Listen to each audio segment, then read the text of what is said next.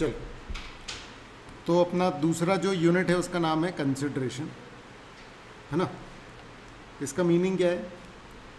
जब भी कॉन्ट्रैक्ट होता है, ठीक है ना, तो उसमें कुछ ना कुछ चीज़ों के आदान प्रदान की बात होती है और उसी को क्या कहा जाता है? कंसिडरेशन। जिन चीज़ों का लेन देन होता है ना, ऐसा नहीं है कि गुड्स ही होने चाहिए, it can be service also. आ रहा है समझ में? ठीक है ना। और ऐसा भी नहीं है कि कुछ एक्ट है, कुछ करने वाली बात है, कुछ नहीं करने वाली बात भी हो सकती है। समझ में आ रहा है? ठीक है ना। तो जो भी चीज़ों का वादा कर रहे हैं दो पार्टी एक दूसरे से, वो क्या कहलाएगा बेटा? कंसिडरेशन, है ना। सिंपल है। तो इसको डिफाइन कैसे कर रहे हैं? Something in return, quid pro को भी बोलते हैं इसको। Something in return that each party to contract offers और promises in exchange for a promise or performance by the other। मतलब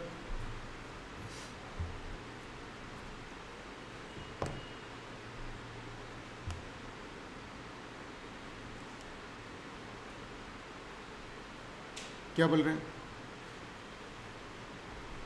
भाई? मैं जब भी कॉन्ट्रैक्ट करने जाऊंगा तो मैं कुछ ऑफर कर रहा हूँ ना कि भाई मैं ये करूंगा तुम ये कर देना, वही क्या है? कंसिडरेशन, है ना। अच्छा, नो कंसिडरेशन नो कॉन्ट्रैक्ट, याद रखना ये बात। ये देखो, ये आ रहा है समझ में? इसका मतलब क्या है कि अगर किसी कॉन्ट्रैक्ट में कंसिडरेशन एग्जिस्ट नहीं करता तो वो वैलिड ही नहीं है। अगर किसी कॉन्ट्रैक्ट में क्या नहीं है? कंसिडरेशन नहीं है, तो वो वैलिड ही नहीं। क्लियर है ना। तो अब देखो, लीगल जो बेसिस लिखा हुआ है उसमें कंसिडरेशन के बारे में क्या क्या दिया हुआ है। देखो, जब पार्टीज जो कॉन्ट्रैक्ट आपस में कॉन्ट्रैक्ट करती हैं तो पता है इंपॉर्टेंट क्या होता है कि भाई मैं अगर तुमसे कॉन्ट्रैक्ट कर रहा हूँ, क्लियर है, तो मैं एक कॉन्ट्रैक्ट तुम्हारे साथ एंटर करना चाहता हूँ, तो मैं ऑफर कर रहा हूँ। क्या मैं किसी और की बात कर रहा हूँ कि ये तुम्हारे साथ कॉन्ट्रैक्ट करेगा, वो तुम्हारे साथ कॉन्ट्रैक्ट करेगा? नहीं। समझ में आ रहा है? यहाँ पर मैं अपनी इच्छा से कॉन्ट्रैक्ट कर रहा हूँ। ये वाला पॉइंट समझ में आ रहा है क्या? क्लियर है। मैं किसी दूसरे की इच्छा को गवर्न नहीं कर सकता, उसकी इच्छा होनी चाहिए तब जा करके वो कॉन्ट्रैक्ट करेगा। मेरी इच्छा होगी, मैं बुलवा किसी से दूँ, मैं बुलवा किसी से दूँ, अगर इच्छा मेरी कॉन्ट्रैक्ट करने की तो मैं कॉन्ट्रैक्टिंग पार्टी हूँ। तुम्हारी कॉन्ट्रैक्ट करने की इच्छा तो तुम कॉन्ट्रैक्टिंग पार्टी हो। क्लियर है। और ध्यान से समझना, मैं अगर तुमसे कैलकुलेटर खरीद रहा हूँ तो मेरी इच्छा है कि मैं कैलकुलेटर खरीदूँ, मेरे पास पैसे नहीं है, मैं किसी और से बोल दे रहा हूँ तुम दे देना, तो भी कॉन्ट्रैक्टिंग पार्टी वो नहीं होगा, मैं हूँ। क्योंकि मेरी इच्छा पे अगला क्या कर रहा है? पैसे दे रहा है। तो when at the desire of the promisor, याद रखना डिजायर हमेशा किसकी होगी? प्रोमिसर।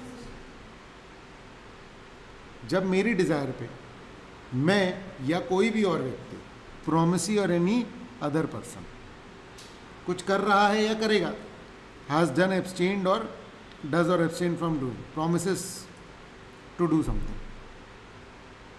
जब मेरी इच्छा से मैं या कोई और पैसे देगा या कुछ नहीं करने वाला जो है, कुछ भी, क्योंकि कंसिडरेशन दोनों चीज़ें हो सकती है ना, कुछ करना या कुछ नहीं करना। समझ में आ रहा है? तो जब भी वो करेगा, उस एक्ट या नहीं करने को क्या कहा जाता है? कंसिडरेशन। बेसिकली हम लोग क्या पढ़ रहे हैं? दूर रहना, ना करना, मना करना, फोरबियरेंस। एब्सटेन का डिक्शनरी मीनिंग है दूर रहना। क्लियर है? कुछ नहीं करने वाला भाव, ठीक है ना। तो इसका मतलब ये है कि कंसिडरेशन कुछ करना या कुछ नहीं करना दोनों हो सकते हैं। ये वाला क्लियर है ना? ये अपन लोगों ने पहले भी डिस्कस किया था। डूइंग समथिंग और not doing something can be consideration, है ना? क्लियर। फिर at the desire of the promisor, मतलब डिजायर किसकी होनी चाहिए? प्रोमिसर। समझ में आ रहा है? मतलब कॉन्ट्रैक्ट तभी माना जाएगा जब मैं अपनी इच्छा से कर रहा हूँ। ध्यान समझना, मान लो कि मैं तुम्हारे लिए कुछ कर रहा हूँ क्योंकि मुझे किसी ने बोला हुआ है, तो फिर मैं कॉन्ट्रैक्टिंग पार्टी नहीं, ये मेरी तरफ से कंसिडरेशन नहीं माना जाए। क्लियर है? The act of forbearance must be done at the request of the person who makes the promise या person who is entering into the contract. क्या है, क्लियर है बेटा? ठीक है।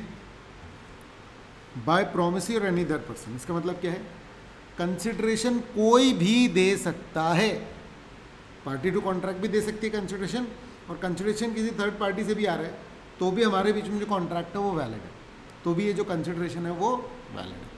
मैं कुछ खरीद रहा हूँ, मैं पैसे नहीं दे रहा, कोई और दे रहा है, चलेगा, पर वो स्ट्रेंजर टू कॉन्ट्रैक्ट है। जो व्यक्ति कंसिडरेशन दे रहा है वो कौन है, स्ट्रेंजर टू कॉन्ट्रैक्ट। मैं कंसिडरेशन नहीं दे रहा पर मैं पार्टी टू कॉन्ट्रैक्ट। मैं कंसिडरेशन नहीं दे रहा, मैं क्या कहलाऊंगा, मैं कंसिडरेशन के लिए स्ट्रेंजर हूँ, stranger to consideration. Stranger to consideration तो हो सकता है, बट स्ट्रेंजर टू कॉन्ट्रैक्ट नहीं हो सकता। आया समझ में कुछ? बोलो।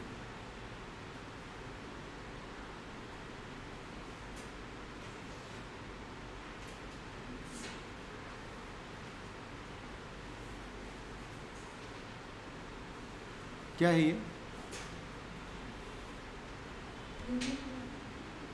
ये तुमको अलग से क्यों मिला? बाकी तीनों को ये पूरी बुकलेट मिल गई, ये क्या है? किसको? अच्छा अच्छा, ठीक है, ठीक है बेटा।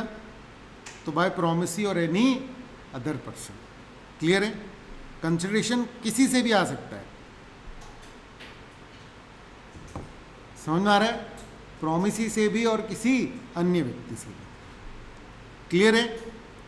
और कंसिडरेशन ऐसा भी हो सकता है कि मैं अभी तुम्हारे लिए कुछ कर रहा हूँ, या मैं पहले ही तुम्हारे लिए कुछ कर चुका हूँ, या मैं फ्यूचर में तुम्हारे लिए कुछ करूँगा। कंसिडरेशन का प्रेजेंट होना ज़रूरी नहीं है, पास्ट भी हो सकता है और फ्यूचर भी हो सकता है। बोलो बोलो बोलो। Consideration can B past, present, future. मैंने पहले ही तुम्हारे लिए कुछ कर दिया है, अब उसको कंसिडरेशन के तौर पर एक्सेप्ट कर लो, हो जाएगा। अभी कॉन्ट्रैक्ट करते हैं और अभी मैं तुम्हारे लिए कुछ कर दूंगा, वो क्या है, कॉन्ट्रैक्ट वैलिड है। मैं अभी तुम्हारे साथ कॉन्ट्रैक्ट कर रहा हूँ कि मैं फ्यूचर में तुम्हारे लिए कुछ करूँगा, तो ये भी कंसिडरेशन वैलिड है। मतलब कंसिडरेशन का उसी समय दिया जाना ज़रूरी नहीं। मैं पास्ट में तुम्हें कुछ दे चुका हूँ, हम उसको आज कंसिडरेशन के रूप में एक्सेप्ट कर रहे हैं, इट इज़ वैलिड। मैं आज ही कॉन्ट्रैक्ट करके आज ही कंसिडरेशन दे रहा हूँ, वो भी वैलिड है। मैं आज कॉन्ट्रैक्ट करके सिर्फ वादा कर रहा हूँ कि मैं फ्यूचर में कंसिडरेशन दूंगा, ये भी वैलिड है। क्लियर है? क्लियर है? पास्ट, प्रेजेंट और future. Consideration may relate to an act done in the past, something done immediately, or something promised for the future. बोलो।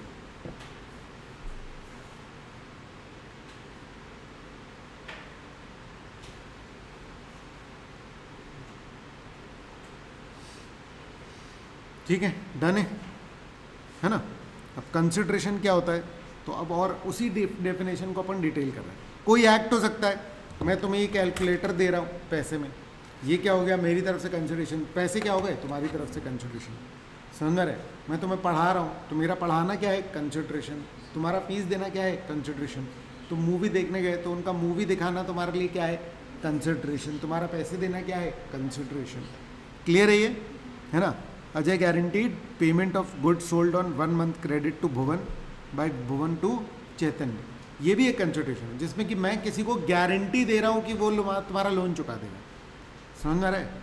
यहाँ पर लोन दे रहा है भुवन किसको, चैतन्य को। समझ में आ रहा है? और अजय क्या बोल रहा है कि भैया इसकी गारंटी मेरी है, मैं गारंटी दे रहा हूँ कि ये लोन चुका देगा, नहीं चुकाएगा तो मैं अपने पैसे से चुकाऊंगा। ये भी क्या है, कंसिडरेशन।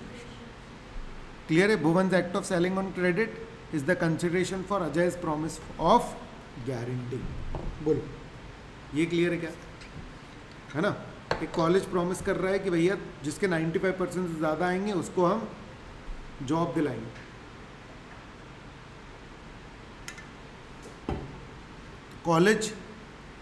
कॉलेज का जो प्रॉमिस है टू रिक्रूट, वो किसके बदले में है, स्टूडेंट के 95% लाने के बदले में।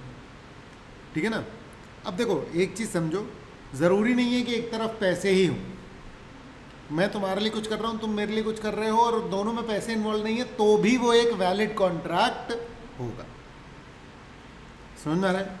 इसमें हम बेनिफिट दे रहे हैं कैसा, कि तुम मार्क्स लाओ, तुमको एम्प्लॉयमेंट देंगे, ये भी एक वैलिड कॉन्ट्रैक्ट हो सकता है। कंसिडरेशन तो है ही वैलिड। बोलो, क्लियर है? ये क्लियर है ना? अब नॉट डूइंग समथिंग, एब्स्टिनेंस मतलब not doing something. Abhishek promises not to file a lawsuit against Bharti.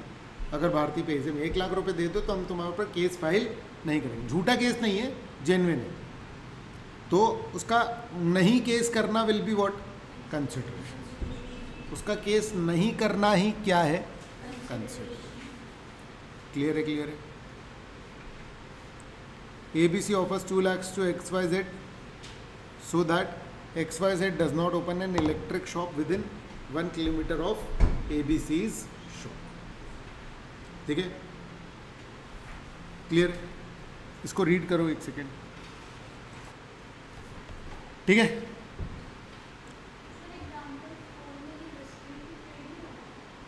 अरे रिस्ट्रेन टू ट्रेड, हम यहाँ वैलिड की बात नहीं कर रहे हैं, हम यहाँ सिर्फ ये बात कर रहे हैं कि इस बात का मीनिंग क्या होता है कुछ नहीं करने का।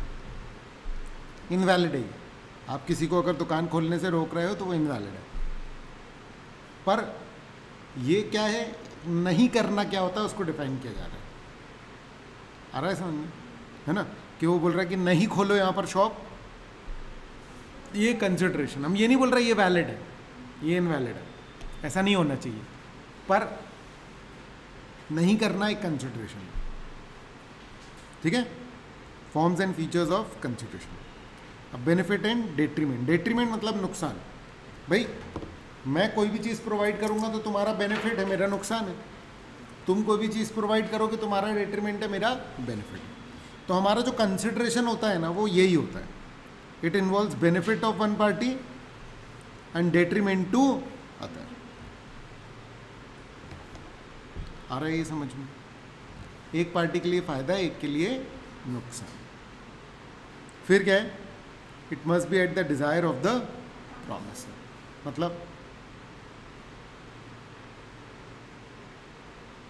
डिजायर किसकी होनी चाहिए, प्रॉमिसर। पार्टी टू कॉन्ट्रैक्ट की डिजायर होनी चाहिए। देखो तुम ऐसे समझ लो कि जिसकी डिजायर है ना, कॉन्ट्रैक्टिंग पार्टी वही है।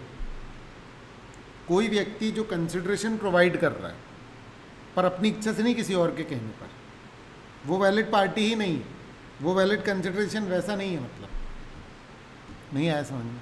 उस व्यक्ति के साथ हम किसी कॉन्ट्रैक्ट में नहीं। कंसिडरेशन जो है वो पार्टी टू कॉन्ट्रैक्ट के डिज़ायर पे ही मूव होना ज़रूरी है, नहीं तो वो वैलिड नहीं माना। बोलो, क्लियर है ये? ठीक है?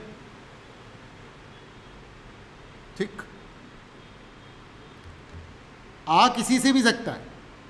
कंसिडरेशन में move from any person. Consideration किससे मूव हो सकता है बेटा? एनी पर्सन, किसी से भी मूव हो सकता है। क्लियर है बेटा ये? ठीक है? It can B past, present और फ्यूचर।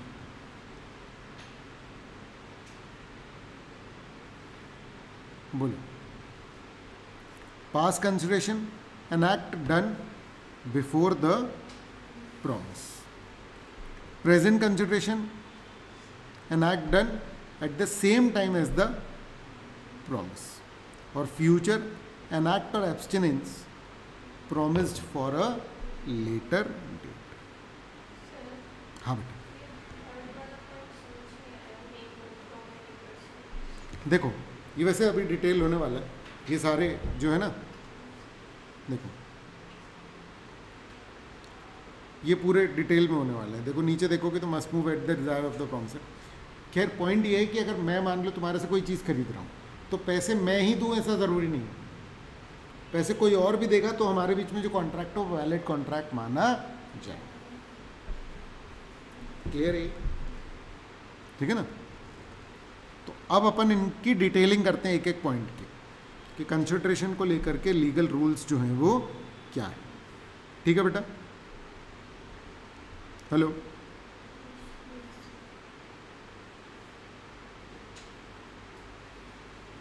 ठीक है।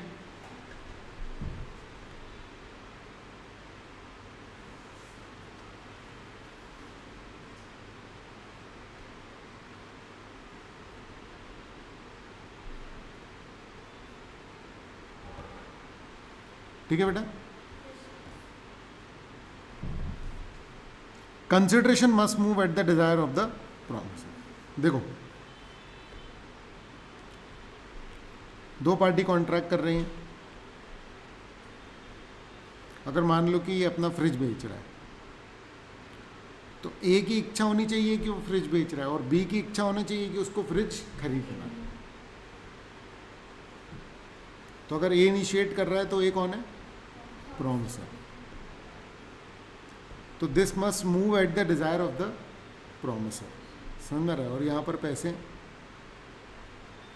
Consideration must move at the desire of the promisor. मान लो कि सी ने बोला है ए को कि अरे वो बी को फ्रिज दे देना। सी ने बोला है ए को कि बी को फ्रिज दे देना। तो क्या ए जो प्रोवाइड कर रहा है वो वैलिड कंसिडरेशन है? ए और बी के बीच में कोई कॉन्ट्रैक्ट है? नहीं।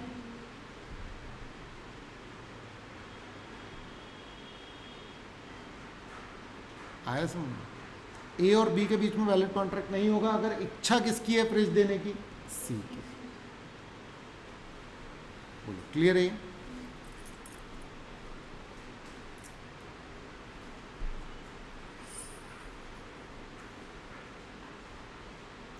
ठीक है बेटा।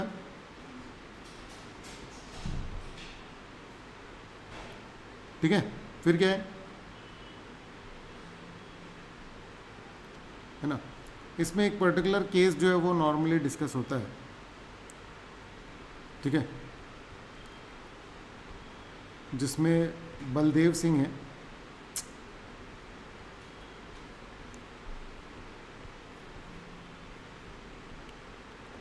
ये ना कुछ दुकानदारों के लिए मार्केट बना रहा है।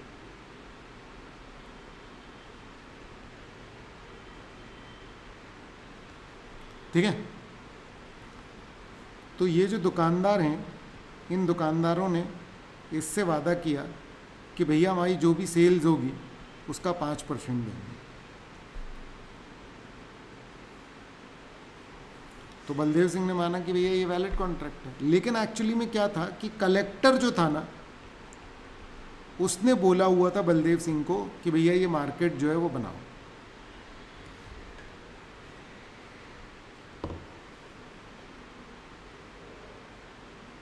समझ में आ रहा है? यानी कि बलदेव सिंह सिर्फ क्या था? कॉन्ट्रैक्टर, जो किसकी तरफ से अपॉइंटेड था बेटा? कलेक्टर की तरफ से। अब जब वो मार्केट बनाने लगा तो दुकानदारों को अच्छा लगा, तो दुकानदारों ने बोला कि भैया हम तुमको क्या करेंगे? 5% कमीशन देंगे। मार्केट बनने के बाद दुकानदारों ने बोला कि नहीं। दुकानदारों को पता चला कि अरे भाई ये तो अपने उससे थोड़ी बना रहे, तो ऑलरेडी बनाना ही था इसको। क्लियर है? दुकानदारों ने मना किया तो बलदेव सिंह ने केस किया कि भैया ये तो कॉन्ट्रैक्ट है, हम मार्केट बना रहे हैं, तो 5% कमीशन दोगे। तो कोर्ट में क्या प्रूव हुआ कि भैया तुम अपनी इच्छा से तो बना नहीं रहे थे, तुम किसकी इच्छा से बना रहे थे? कलेक्टर की। तो भैया फिर तो वैलिड कंसिडरेशन हुआ नहीं ना। अगर मान लो कि कलेक्टर के साथ अपन कॉन्ट्रैक्ट की बात करें तो भी वो फिर भी पॉसिबल हो सकता है, पर इस कॉन्ट्रैक्टर के साथ तो कोई कॉन्ट्रैक्ट नहीं। बोलो, क्या ये क्लियर है? हेलो,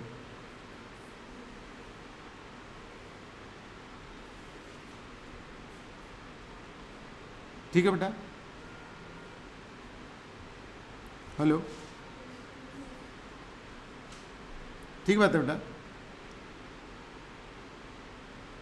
ठीक। तो अच्छा, एक चीज और नोट कर लो, प्लेंटिफ किसको बोलते हैं? केस करने वाला। और डिफेंडेंट किसको बोलते हैं? जिस पे केस हुआ है।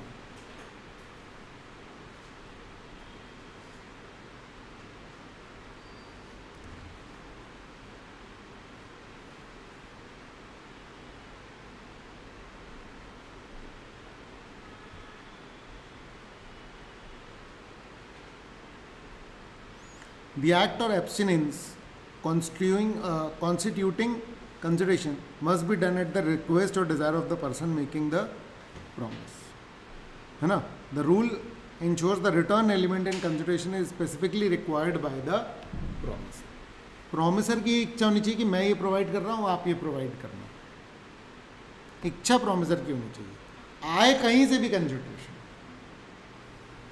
तो दुर्गा प्रसाद वर्सेस बलदेव, तो प्लेंटिफ जो है मतलब बलदेव सिंह, उसने केस किया, उसने मार्केट बना रहा था वो कलेक्टर के कहने पे, दुकानदारों के कहने पे नहीं. लेटर दुकानदार जो थे उन्होंने प्रॉमिस किया कि कमीशन देंगे हम अपनी सेल में से, पर ये तो वन साइडेड कंसिडरेशन.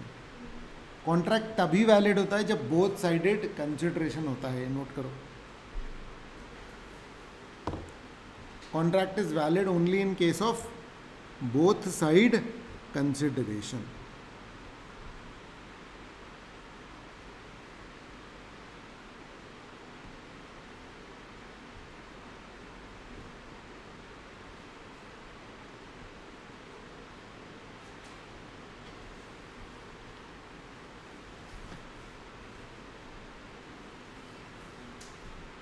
ठीक है.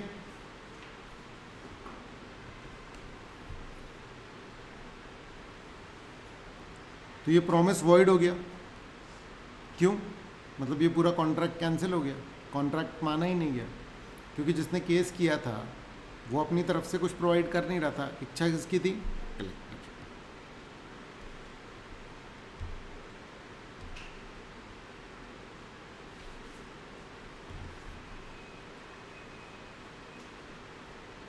ठीक है.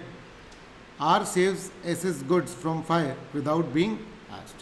उसने उसके गुड्स बचा लिया आग से, कुछ बोला नहीं, तो वो रिवॉर्ड क्लेम नहीं कर सकता क्योंकि वॉलंटरी एक्ट था, प्रोमिसर के डिज़ायर पर नहीं था. ये बहुत ही ऑड सा है, लेकिन मॉड्यूल में था तो मैंने बता दिया. आ रहा है समझ कि उसने बस आग से बचा लिए तो कोई कॉन्ट्रैक्ट तो हुआ ही नहीं था, तो ये वैलिड नहीं. ठीक है ना. दूसरा जो पॉइंट है वो ये है कि कंसिडरेशन में मूव फ्रॉम प्रोमिसरी और एनी अदर पर्सन. कंसिडरेशन किसी से भी आ सकता है. इसका जो एग्जांपल है चेन्नैया रमैया वाला, वो मैं बता देता हूँ. देखो, एक थी चेन्नैया और एक थी रमैया. रमैया मम्मी थी किसकी? चेन्नैया की. और फिर चेन्नैया का मामा था, मतलब रमैया का भाई. ठीक है. चेन्नैया ने वादा किया कि मामा को 50,000 रुपये सालाना देंगे. अब इसके बदले में मम्मी ने इसको घर दे दिया था. फिर चेन्नैया ने पैसे देने बंद कर दिए मामा को. बोले कि मामा हम तो तुमको 50,000 दे रहे हैं, तुम तो हमको कुछ प्रोवाइड कर ही नहीं रहे.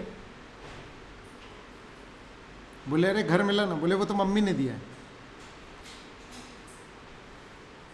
आ रहा है समझ में. तो कानून का क्या कहना है यहाँ पर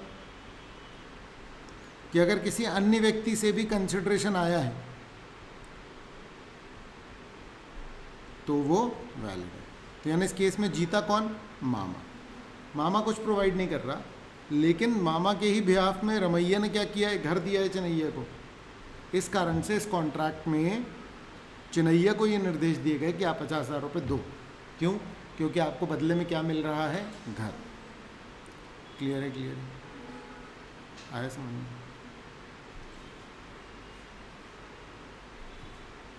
An old lady gifted property to her daughter, directing the daughter to pay an annuity to the maternal uncle. On the same day, daughter executed a writing agreeing to pay the uncle.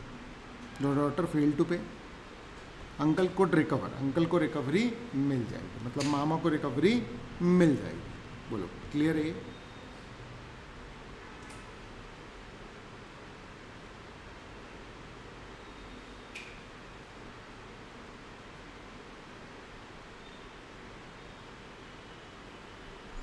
फिर क्या है ना, यहाँ पर देखो, as per section 2D consideration can come from the promisee दे या कोई अन्य व्यक्ति दे. दोनों ही केस में कंसिडरेशन वैलिड होगा. There can be stranger to consideration but not a stranger to contract. Consideration तो किसी थर्ड पर्सन से आ सकता है, समझ में रहे, लेकिन डिजायर और वो सब तो पार्टी टू कॉन्ट्रैक्ट की ही होनी चाहिए। मतलब concept of stranger to consideration is valid, party to contract consideration ना दे वो वैलिड है, समझ में रहे। Consideration can be provided by some other person, पर जो कंसिडरेशन दे रहा है वो अपने आप को कॉन्ट्रैक्टिंग पार्टी नहीं बता सकता। क्लियर है, क्लियर है।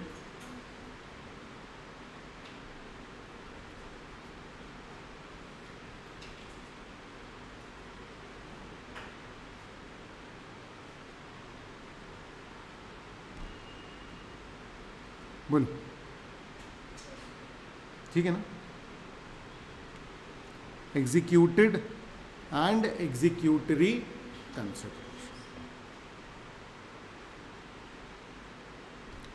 तो एग्जीक्यूटेड क्या है? जो पूरा परफॉर्म हो चुका है वो क्या कहलाता है? एग्जीक्यूटेड। और जो होना है वो क्या कहलाता है? एग्जीक्यूटरी। जैसे paying money immediately, cash cell में इमीडिएटली पे कर दिया तो वो क्या है? एग्जीक्यूटेड। और जो पे करना है अगले मंथ पे करेंगे वो क्या कहलाया? एग्जीक्यूटरी। क्लियर है, क्लियर है। ए pays 5,000 to B promises to deliver wheat in a month. This part is execute. फिर क्या है? कंसिडरेशन पास्ट हो सकता है, प्रेजेंट हो सकता है और फ्यूचर। पास्ट कैसा? कुछ ऑलरेडी कर दिया है eight the request of the promisor in the past. तुमने एक हफ्ते पहले मेरे से एक बुक मंगी थी, मैंने तुमको दे दी थी, ऐसे गिफ्ट टाइप, मतलब वही दे ही दी थी। अब आज क्या हो रहा है? अपन कॉन्ट्रैक्ट कर रहे हैं और बोल रहे हैं कि अरे यार वो जो बुक है उसके पैसे दे दो, तो तुम अग्री कर रहे हो उस बात को, तो कॉन्ट्रैक्ट बन गया एक तरीके से। पर मैं तो कंसिडरेशन पास्ट में ही क्या कर चुका हूँ? दे चुका हूँ। यानी कॉन्ट्रैक्ट अब बन रहा है। उस समय मैंने बुक ऐसे ही दे दी थी, अब क्या हो रहा है? उस चीज़ को क्या बनाया जा रहा है? कंसिडरेशन। क्या मैं पास्ट की दी हुई किसी चीज़ को कंसिडरेशन बना सकता हूँ? हाँ, आया समझ में? तो later promise is an acknowledgement that the service was not gratuitous. देखो, एक होता है कि मैं तुम्हें बुक दे रहा हूँ और मैं कुछ एक्सपेक्ट नहीं कर रहा बदले में, उसको कहते हैं ग्रेटुटस। ग्रेटुटस होता है तो मतलब बस भला कर दिया मैंने और कुछ भी नहीं। पर आज की डेट में अगर मान लो कि ऐसा हो रहा था कि भाई तुमने बुक मांगी थी, हमने तुम्हें बुक दी थी, पर वो भले के लिए, वो ग्रेटुटस नहीं था, वो ट्रांजैक्शनल पॉइंट ऑफ व्यू से था। तो आप जब कॉन्ट्रैक्ट हो रहा है तो वो वैलिड कॉन्ट्रैक्ट होगा, कोई प्रॉब्लम नहीं। क्या ये क्लियर? हाँ,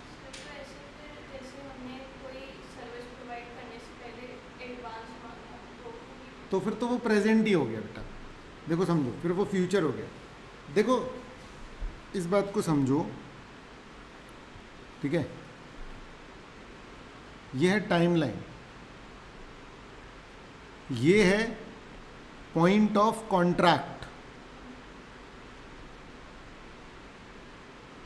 इस जगह पर क्या ट्रांसफर हो रहा है?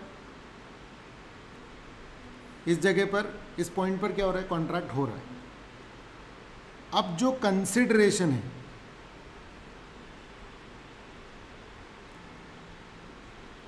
वो अगर यहीं दिया जा चुका है तो वो पास्ट है, यहां दिया जा रहा है तो वो प्रेजेंट है, और अगर आगे दिया जाएगा तो वो क्या होगा? फ्यूचर। तो इस समय कोई कॉन्ट्रैक्ट नहीं हुआ था, सिर्फ तुमने कोई चीज मांगी, हमने दे दी, खत्म। अब कॉन्ट्रैक्ट में हम इस पर्टिकुलर चीज को क्या बना रहे हैं? कंसिडरेशन। तो उसको बोलते हैं पास्ट कंसिडरेशन। अभी कॉन्ट्रैक्ट हो रहा है, अभी कंसिडरेशन मूव हो रहा है, वो क्या है? प्रेजेंट। अभी कॉन्ट्रैक्ट हो रहा है, कंसिडरेशन फ्यूचर में देंगे वो क्या कहलाएगा बेटा? Future consideration. क्लियर है? तो ए ने कुछ सर्विस परफॉर्म करी थी बी के लिए, बी के डिजायर पे।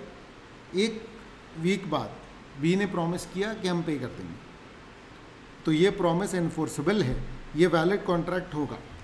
आ रहा है क्या ये समझ में? बताओ।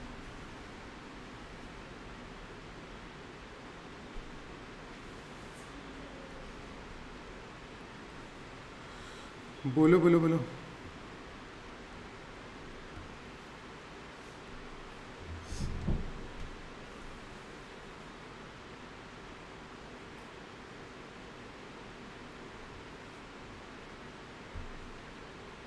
ठीक है। फिर क्या है, प्रेजेंट तो बहुत सिंपल है, अभी दुकान में कुछ सामान लेने गए, कैश सेल पे आप ले रहे हो कोई भी चीज़, वो क्या है, प्रेजेंट कंसिडरेशन। फ्यूचर कंसिडरेशन भी सिंपल है, मैंने अभी चीज़ ले ली, मैंने बोला 1 हफ्ते बाद पैसे दूंगा, ये क्या है, फ्यूचर कंसिडरेशन। क्लियर है।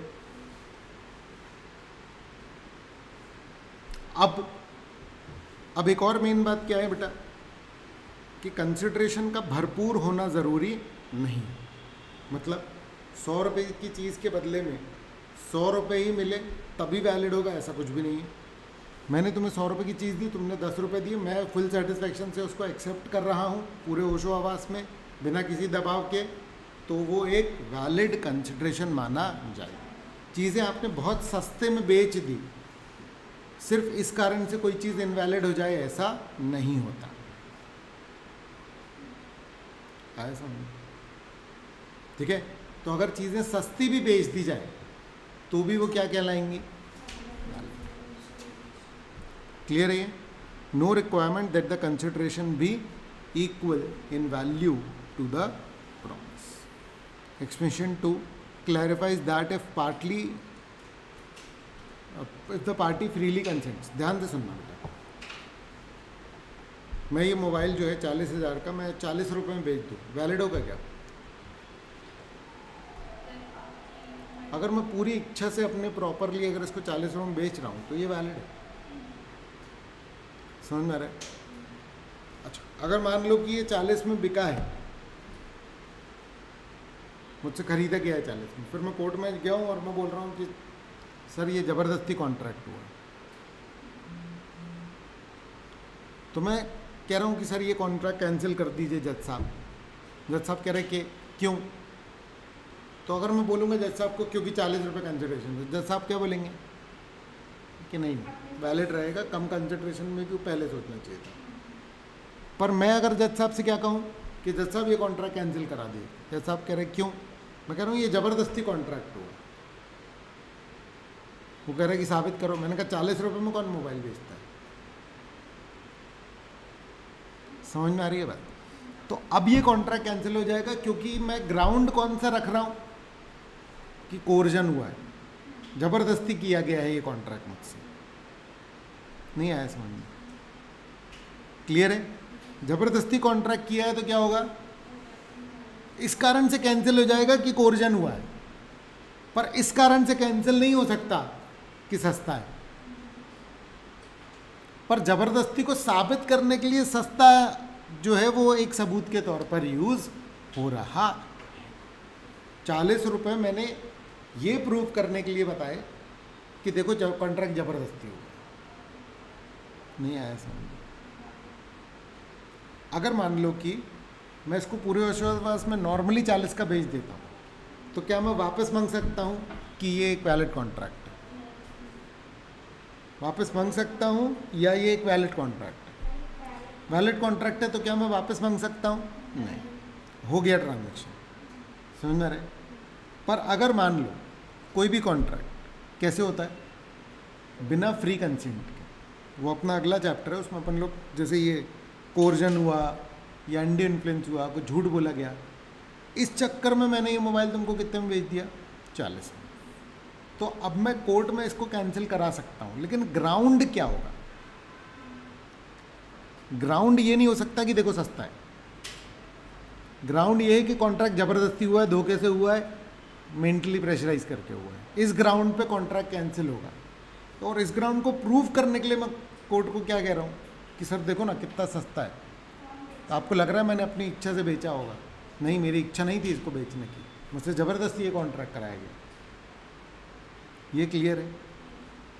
तो यहाँ पर यही बोल रहा है कि अगर फ्री कंसेंट है पार्टी की तो कॉन्ट्रैक्ट कितना भी सस्ता हो वो वैलिड रहेगा, कॉन्ट्रैक्ट वॉइड नहीं होगा। पर अगर उसने कम कंसिडरेशन को, बहुत ही कम है अगर मान लो, शॉकिंगली कम है, और पार्टी क्या क्लेम कर रही है? पार्टी क्लेम कर रही है कि सर फ्री कंसेंट नहीं था, तो वो कॉन्ट्रैक्ट को कोर्ट क्या कर सकता है? कैंसिल। पर वो इस कारण से कैंसिल नहीं कर रहा कि कंसिडरेशन कम है, वो इस कारण से कैंसिल कर रहा है कि इसकी मर्जी से कॉन्ट्रैक्ट नहीं हुआ है। नहीं आया समझ में? ठीक है ना, एक्स ने अपना घर बेचा 60 लाख का 10 लाख में, चलेगा क्या? वैलिड है क्या? बिल्कुल वैलिड है। आ रहा है समझ में? जबरदस्ती प्रूव हो गई तो फिर वो अलग है। क्या ये क्लियर है?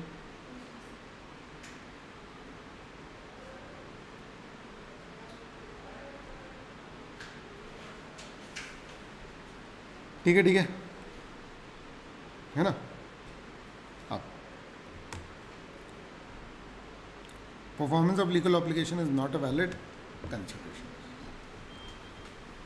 ठीक है, अब मान लो कि जैसे तुम पढ़ रहे हो तो मैं फीस ले रहा हूँ, क्या ये एक वैलिड कॉन्ट्रैक्ट है? अरे समझ, अब ना तुम वो कर सकते हो ना हम, तुमको पढ़ाना पड़ेगा, तुमको फीस देनी पड़ेगी। समझ में आ रही है बात? ठीक है ना? अब किसी के पेरेंट आए, उन्होंने बोला कि अगर बच्ची पास हो गई तो हम आपको 20,000 रुपये और देंगे।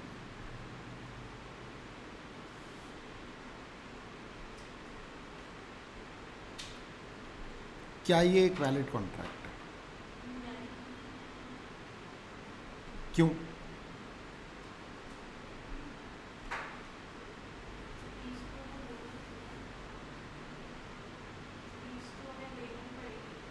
फीस तो दे ही रहे है ना, समझ रहे?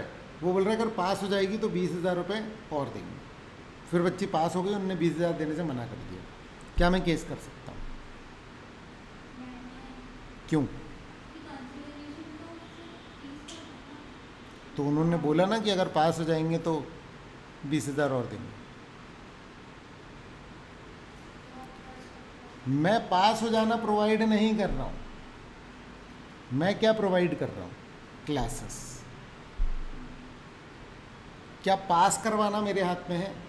तो मैं पास ही के कॉन्ट्रैक्ट करता ना, फिर मैं पढ़ाने की क्यों करता? नहीं आया समझ में? ठीक है ना?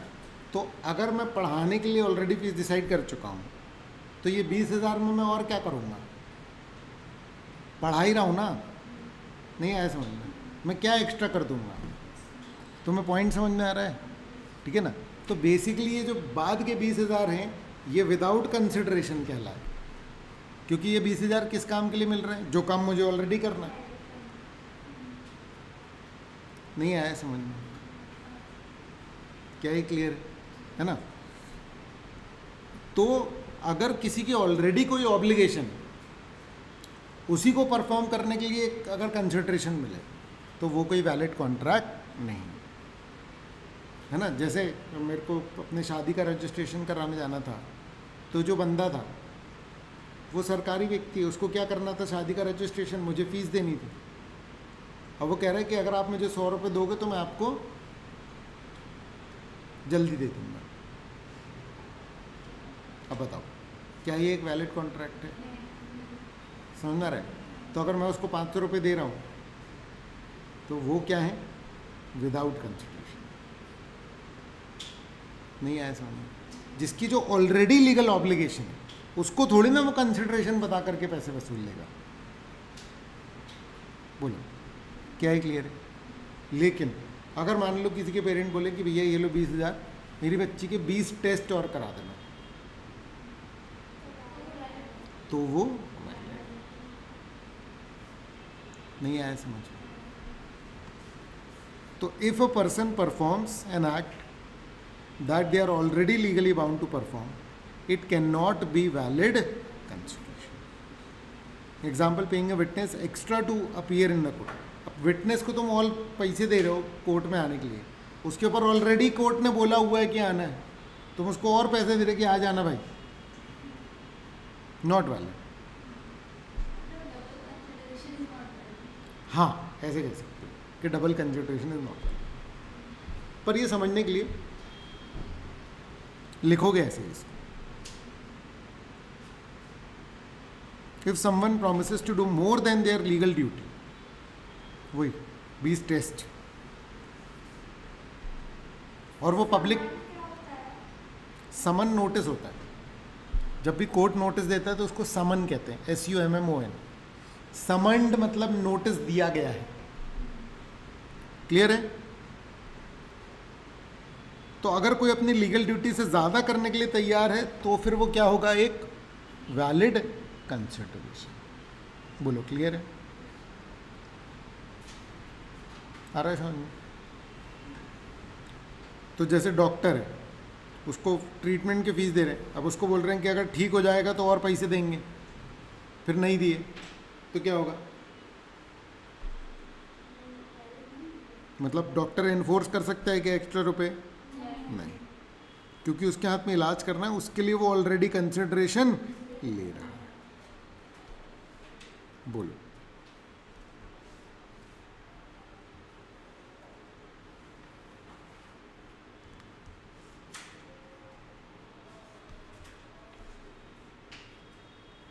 क्लियर है? फिर क्या है? Consideration must be real and not illusory. मतलब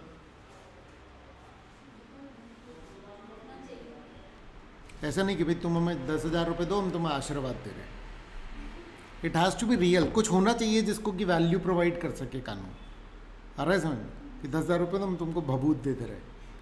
आ रहा है समझ में? पास हो जाओगे एकदम। क्लियर है? तो ये कोई कंसिडरेशन नहीं हो, you have to give something. क्या ये क्लियर है? आ रहा है समझ में? ठीक है ना? इसलिए फिर बहुत सारे बाबा लोगों ने क्या चालू किया, प्रोडक्ट बेचना, क्योंकि वो क्या है, उसमें कंसिडरेशन है। नहीं आ रहा समझ में? क्लियर है? तो वैलिड है। Consideration must have some value in the eyes of law. If it is physically or legally impossible or purely illusory, it is invalid. बोलो है? क्लियर है? ठीक है। A promises to discover treasure by magic और resurrect the dead, मरे को जिंदा कर देगा या जादू से खजाना ढूंढ देगा। ये सब कंसिडरेशन क्या है? इनवैलिड। बोलो क्लियर है? और आप कंसिडरेशन के तौर पर कोई भी ऐसी चीज़ का वादा नहीं कर सकते जो कि क्या है, इलीगल है या अपोज टू पब्लिक पॉलिसी। अगर कंसिडरेशन इलीगल, इमोरल या पब्लिक इंटरेस्ट के अगेंस्ट जा रहा है तो वो क्या है बेटा? ऐसा कोई कंसिडरेशन आप न दे सकते हैं न ले सकते हैं। ABC promises to give Mr. X government bank job in return for rupees 50,000. This is opposed to public policy and so what? Clear है? क्लियर बताओ। ठीक है, तो यहाँ तक रीड करके आना, बाकी अपन लोग अगली कक्षा।